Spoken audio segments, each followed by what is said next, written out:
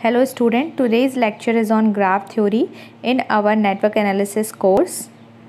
आइए देखते हैं ग्राफ थ्योरी क्या होती है। ग्राफ थ्योरी जिसे हम नेटवर्क टोपोलॉजी भी कहते हैं। नेटवर्क टोपोलॉजी ग्राफिकल रिप्रेजेंटेशन है इलेक्ट्रिक सर्किट का। मतलब अगर आप इलेक्ट्रिक सर्किट को किसी भी ग्राफ में कन्वर्ट करना चाहते हैं तो हम नेटवर्क टोपोलॉजी को और ग्राफ थ्योरी का यूज़ करते हैं। तो किसी भी सर्किट को हम ग्राफ में कन्वर्ट करना चाह रहे हैं तो हम ग्राफ थ्योरी का यूज़ करते हैं। It is useful for analysing complex electric circuit by converting them into network graphs. तो हम एक कॉम्प्लेक्स इलेक्ट्रिक सर्किट को ग्राफ में कन्वर्ट करते हैं और कैसे करते हैं उसकी सारी मेथड्स जो हैं वो ग्राफ थ्योरी बताती है। नेटवर्क टोपोलॉजी को ही ग्राफ थ्योरी कहा जाता है। ग्राफ क्या होता है? Network graph is simply called a graph. It consist of set of nodes connected by branches. तो ये जो ग्राफ होता है उसमें नोड्स होते हैं और ब्रांचेस होते हैं। तो जैसे आप ये एक सर्किट देख रहे हैं उनमें नोड्स कौन कौन से होंगे? तो जो आपका जो जंक्शन होता है, पॉइंट होता है जहाँ पे ये जो ब्रांच होती है वो 2 और मोर देन 2 ब्रांचेस कनेक्ट होती हैं एक जंक्शन पॉइंट पे, उसे हम नोड कहते हैं। तो ब्रांचेस क्या है? ब्रांचेस एक लाइन सेगमेंट है जो कि 2 एंड पॉइंट्स को जोड़ती हैं। तो ये जो है आपकी जैसे 5 ओम की, 10 ओम की, 10 ओम की, 20 ओम की, ये जो है आपकी ब्रांचेस होंगी। जैसे ये ब्रांच हो गई आपकी। अब एक ब्रांच के जो एंड पॉइंट है, जैसे ये एंड पॉइंट्स हैं ब्रांचेस के, वो हमारे नोड्स कहलाते हैं। In graph a node is a common point of 2 और मोर ब्रांच। तो 2 और मोर देन 2 ब्रांचेस का कॉमन पॉइंट हमारा नोड कहलाता है। Sometimes only a single branch में कनेक्ट टू द नोड। कहीं कभार ये होता है कि एक ही ब्रांच होगी तो उसका भी जो एंड पॉइंट होगा वो हमारा नोड कहलाया जाएगा। Branch is a line segment that connects 2 nodes. तो ब्रांच क्या है? एक लाइन सेगमेंट है।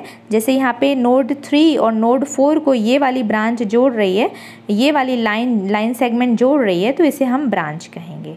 यहाँ पे कितनी ब्रांचेस हैं? जैसे 1 और 3 को ये 30 ओम की ब्रांच जोड़ रही है, 1 और 4 को ये ब्रांच जोड़ रही है, 2 और 1 को 5 ओम की ब्रांच जोड़ रही है। तो ये जो लाइन सेगमेंट्स हैं जो 2 नोड के बीच में होते हैं उन्हें ब्रांच कहते हैं।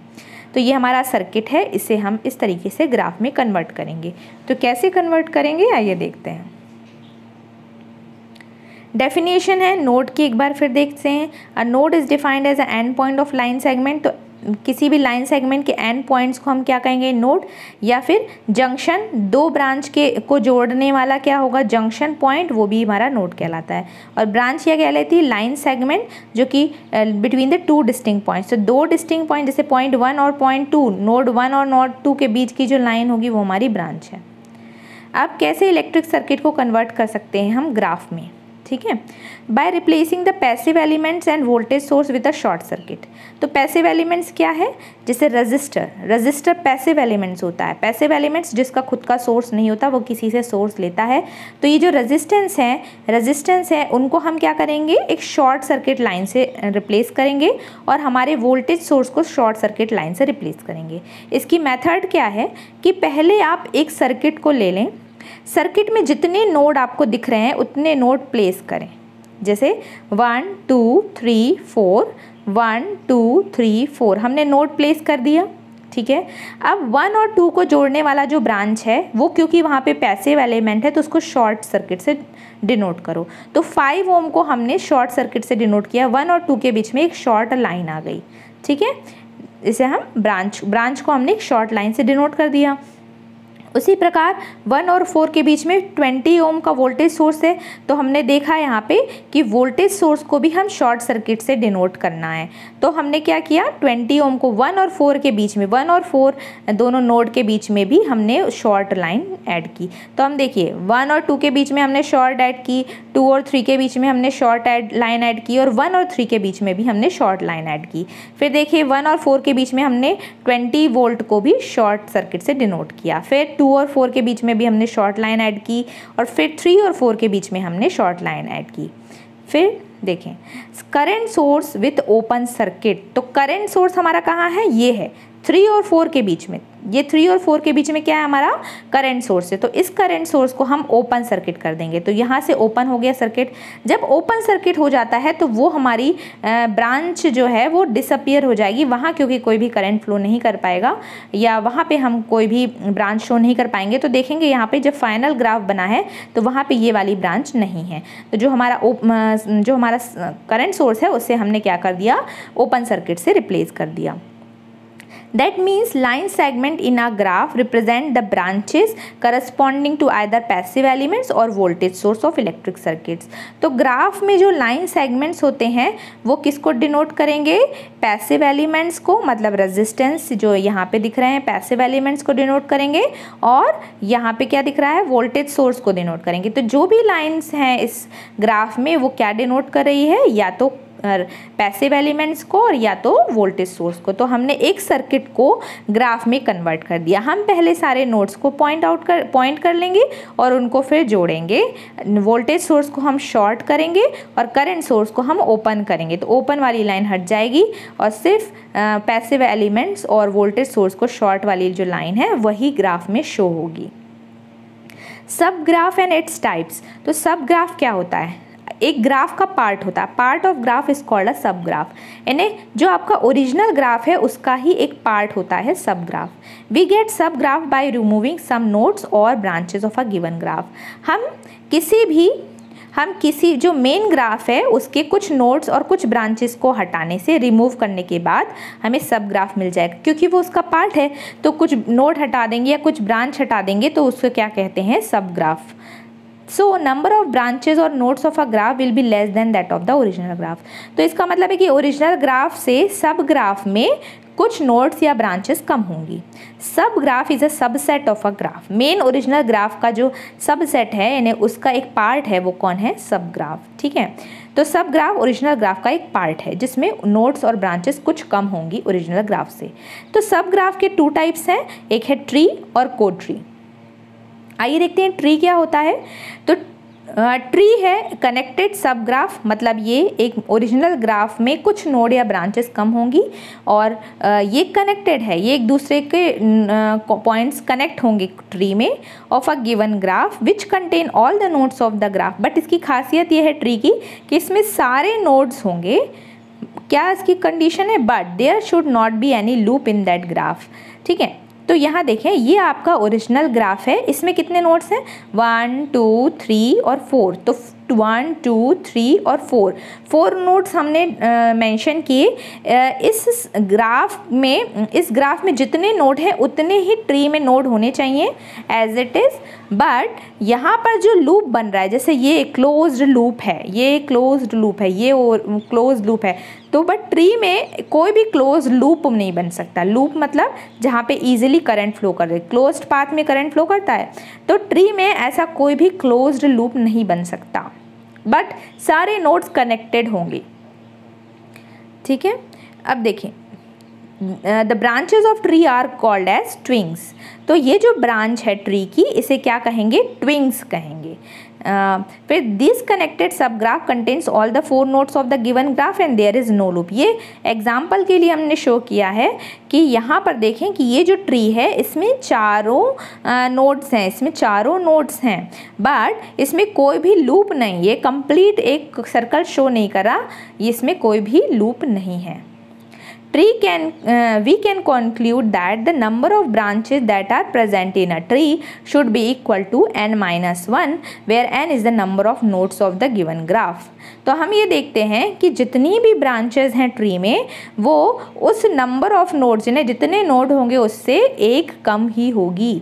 तो ब्रांच ऑफ ट्री की जो ये ब्रांच है वो उसके नंबर ऑफ नोड से एक कम ही होगी। तो यहाँ पे नंबर ऑफ नोड्स हैं 4 और ट्री में ब्रांच कितनी है, 3। ठीक है, तो ये हो गया n = 4 और ब्रांच कितनी हो गई, n-1। तो n-1 मतलब कितना हो गया, 3 ब्रांच हो गई ट्री में। तो ट्री क्या है, ट्री है एक्चुअली सब graph of the main graph, जहाँ पे नोड्स तो उतने ही होंगे बट ब्रांच नहीं होगी, क्लोज लूप बनाने वाली ब्रांचेस नहीं होंगी। ठीक है। अब कोड ट्री क्या होता है? कोड ट्री इज अ सब ग्राफ, वो भी एक सब ग्राफ है, which is formed with the branch that are removed while forming a tree. तो ट्री बनाते समय, जैसे ये हमारा मेन ग्राफ है और ये हमारी ट्री है, बट ट्री बनाते समय जो हमने ब्रांच यूज़ की है उसको छोड़कर जो ब्रांच बच गई, कौन कौन सी बच गई? ये वाली ब्रांच, ये वाली ब्रांच और ये वाली ब्रांच। तो इनको मिलाकर जो ग्राफ सब ग्राफ बनता है वो हमारा कोड ट्री हो गया। तो ये मेन ग्राफ हो गया, ये हमारी ट्री हो गई, और इसमें जो लाइन सेगमेंट्स या ब्रांचेस बच गई वो हमारी क्या हो गई? कोड ट्री हो गई। तो जैसे ट्री में ये है कि सारे नोड्स होने चाहिए, उसी प्रकार उसके जैसे कोड ट्री में नहीं है। कोड ट्री में ऐसा कुछ नहीं है कि सारे नोड्स होने चाहिए, बस जो ट्री में है वो कोड ट्री में नहीं होगा, वो ब्रांच कोड ट्री में नहीं होगी। ठीक है। It is called as complement of a tree. Complement मतलब ट्री का उल्टा। अब देखेंगे जैसे ट्री ये बनी है तो उसका उल्टा है ना, जो चीज़ नहीं है ट्री में वो क्या है? कोड ट्री में है। For every tree there will be corresponding code tree and its branches are called links or cords। तो ये जो ब्रांच है, ये डैश लाइन वाली जो ब्रांच है, इसे हम क्या कहते हैं? लिंक्स कहते हैं। और ट्री में जो ब्रांच है उसे क्या कहते हैं? उसे हम कहते हैं twigs. In general the links are represented with dot lines. तो हम लिंक्स को कैसे रिप्रेजेंट कर रहे हैं? डॉट लाइन से रिप्रेजेंट कर रहे हैं। तो ये हमारा मेन ग्राफ हो गया, ये हो गई हमारी ट्री, और जो ट्री में ब्रांच नहीं है वो हमारी कोड ट्री में होगी। This code tree has only 3 nodes instead of 4 nodes of a given graph. इस कोड ट्री में आप देखेंगे 3 ही नोड हैं, और जैसे ट्री में 4 नोड्स थे, इसमें कोड ट्री में ओनली 3 नोड्स हैं। तो इसमें ऐसा कुछ नहीं है कि सारे नोड्स प्रेजेंट होने चाहिए। Therefore the code tree need not be connected sub graph. तो इसमें कनेक्टेड सब ग्राफ का कोई लॉजिक नहीं है। इसमें जो ट्री में नहीं होगा वो कोड ट्री में होगा। This code tree has 3 branches and they form a loop. और यहाँ पे भी लूप फॉर्म हो सकता है। जैसे ट्री में एक कंडीशन थी कि लूप फॉर्म नहीं हो सकता, बट कोड ट्री में ऐसा कोई कंडीशन नहीं है कि लूप फॉर्म नहीं हो सकता। यहाँ पे लूप फॉर्म हो रहा है। ठीक। अब देखें यहाँ पे कि number of branches that are present in cotree will be equal to. अब कोड ट्री में कितनी ब्रांचेस होंगी ये कैसे पता चला जाएगा? कि लिंक्स किसे कहते हैं? एल मतलब नंबर ऑफ लिंक्स होती हैं वह ब्रांच जो कि हमारे ट्री में है। ठीक। तो टोटल ब्रांच मतलब बी से अगर हम लिंक्स क्या है? लिंक्स इक्वल टू लिंक्स से हमारी कहाँ होती? कोड ट्री में होती है। लिंक्स इक्वल टू जो टोटल ब्रांच है माइनस n-1 किस में होती है? n-1 ब्रांच होती है हमारी ट्री में। जो टोटल ब्रांच में से अगर n-1 ब्रांच को माइनस कर देंगे तो कितनी ब्रांच? l मतलब लिंक्स आ जाएगी हमारी, कोड ट्री की ब्रांचेज आ जाएंगी। ठीक है। नंबर ऑफ लिंक्स आ जाएगी। नंबर ऑफ लिंक्स का फॉर्मूला है b मतलब total number of branch minus n मतलब node of the branch nodes of the given graph और प्लस 1। तो ये आ गया। ये कैसे निकला? b-1 n और माइनस इंटू माइनस हो गया प्लस, ब्रैकेट सॉल्व किए तो हमारा आ गया n+1। ठीक है। तो L क्या है? लिंक्स है, और B क्या है? टोटल नंबर ऑफ ब्रांच, और n-1 जो है नंबर ऑफ ब्रांच होती है ट्री में।